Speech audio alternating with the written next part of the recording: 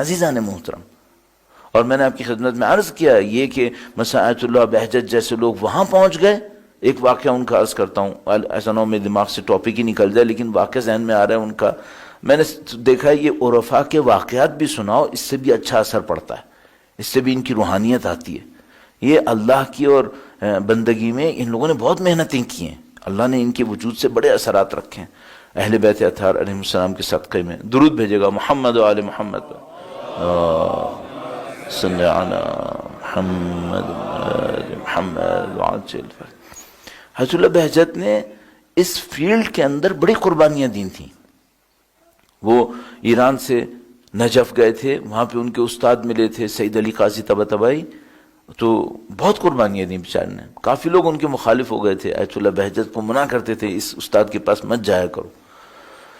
تو انہوں نے بڑی عجیب زندگی میں اس طرح کے مسائل جھیلے ہیں. اور یہ مجھے سمجھ میں آتا ہے کہ اگر کسی کو واقعاً خدا کی طرف سے کوئی چھپا ہوا علم چاہیے، وہ مصیبتوں کے بغیر نہیں نصیب ہو سکتا.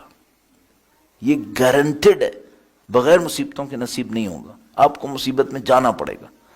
البتہ ہم لوگوں کے اندر حوصلہ نہیں ہوتا مصیبت کا، ہم ڈرتے ہیں. جیسی کوئی مصیبت آتی ہے خدا سے کہتے ہیں خدا اس مشکل کو ختم کر دے ختم کر دے. بھائی ابھی تو آنا شروع بھی نہیں ہوا تھا، تم نے ختم کرنے کی دعا مانگ دی. حوصلہ نہیں ہے ہم لوگوں کے اندر. باہر انہوں نے بہت جھیلا ہے بیچارے. لیکن کیا ملا ان کو، کیسے ملا؟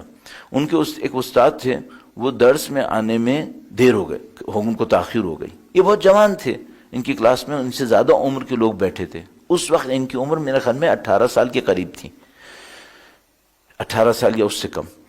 تو جو باقی اسٹوڈنٹس تھے وہ ان سے عمر میں زیادہ تھے. تو وہ ان سے کہنے لگے کہ تم اپنے استاد کے اتنے چہیتے ہو، تمہارے استاد کہاں ہیں، کیوں دیر سے ہو گئی ان کو. تو اس طرح ان کو تنگ کیا. تو جب انہوں نے ان کو زیادہ تنگ کیا تو انہوں نے سر جھکایا اور بتانا شروع کر دیا کہ استاد کہاں پر ہیں. کہاں ہیں تمہارے استاد، گھر سے نکلے نہیں نکلے؟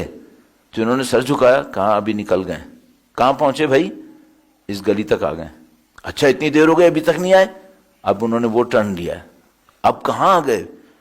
اتنا ان کو پنچ کرتے رہے، بولتے رہے ابھی وہاں گئے ابھی وہاں گئے، اب یہاں بیٹھے ہوئے ہیں. یہاں تک کہ انہوں نے کہا بھائی بہت دیر ہو گئی کہانیاں سناتے سناتے، کہاں ہیں تمہارے استاد؟ کہنے گے یہ دیکھو دروازے سے آئے. وہ فوراً اندر آئے. تو اس دن ان کے شاگردوں کو، ساتھیوں کو پتا چلا کہ بھائی یہ بندہ خدا پیچھے بھی دیکھتا ہے، ہم تو صرف آگے دیکھتے ہیں. تو جب ان کی یہ کہانی کھل گئی تو استاد آ گئے، احترام میں سب کھڑے ہو گئے، معاملہ ختم ہو گیا. اب وہ استاد کیسے تھے؟ جب درس ختم ہو گیا ان کو اپنے پاس بلایا اور کان میں کہا کہ آئندہ سے ایسی شرارتیں نہیں کرنا. ان کو بھی پتا تھا یہ دیکھ رہا ہے اور یہ کیا کر رہا ہے. کہا آئندہ سے ایسی شرارتیں نہیں کرنا. تو ان کے ایک کلیگ نے لکھا ہے کہ آیت اللہ کو 20 سال کی عمر تک پہنچتے پہنچتے سید الشہداء سے 20 تحفے مل چکے تھے. ان میں سے ایک یہ تھا کہ وہ جہاں چاہ رہے تھے دیکھ پا رہے تھے. 20 سال کی عمر تک پہنچتے پہنچتے. ابھی جو ان کی ڈیتھ ہوئی ہے وہ میرے خیال میں 90 کے ایج کے بعد ہوئی ہے. تو وہ کہاں پہنچے ہوئے تھے اللہ جانتا ہے کہاں پہنچے ہوئے تھے. کیسے پہنچتے ہیں یہ لوگ؟ محنت کرتے ہیں، کنٹرول کرتے ہیں، ایک ایک جذبے کو چیک کرتے ہیں یہ میرے اندر کیوں آیا. مثلا فلاں آدمی کو میں نے دیکھا میرے اندر ایک دم سے غصہ آیا، کیوں آیا غصہ؟ نہیں آنا چاہیے تھا.